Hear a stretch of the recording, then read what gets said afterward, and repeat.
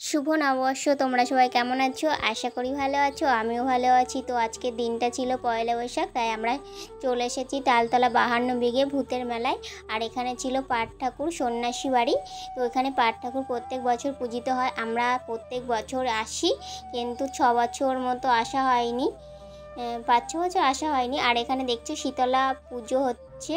তো এখানে অনেক বলি হয়। আর এই যে আমাদের উদ্দেশ্য হলো ভূতের মেলায় আসা। মেন উদ্দেশ্য এই যে ভূতটা দেখতে পাচ্ছ, এটা মাটির ভূত।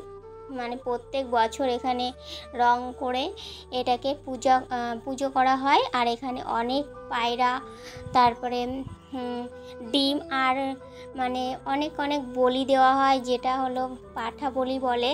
অনেক কিছু বলি দেওয়া হয়, পুজো হয় দুপুরবেলায়। আর এটা জায়গাটার নাম হলো তালতলা 52 বিঘে।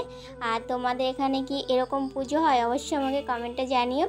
আর আমাদের পাশেই ছিল মন্দিরে এই ঠাকুরটা, ভোলানাথ বাবা।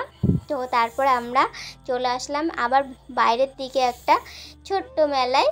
তো দেখতেই পাচ্ছ এখানে খুব সুন্দর মাটির জিনিস বিক্রি হচ্ছিল, আম, মানে মানে সবজি, পুতুল, অনেক কিছু।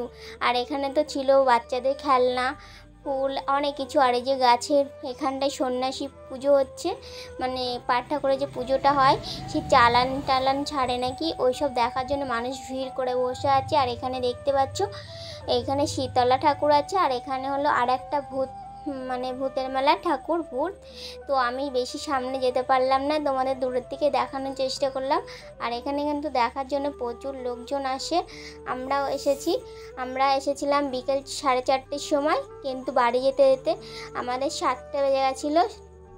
আর এখানে দেখতেই পাচ্ছ একটু বড় সড়ো মেলা হয়েছে, কেননা ওই জায়গাটা ছিল অল্প জায়গা, তাই এখানে বড় মেলা। আর আমার মা আসার সময় একটা ছোট্ট হালখাতা ছিল আমাদের চালের দোকানে, সেখানে হালখাতা করে বাড়ি আসলাম। ভিডিওটা ভালো লাগলে অবশ্যই লাইক কমেন্ট শেয়ার করতে ভুলো না। টাটা, ভালো থেকো।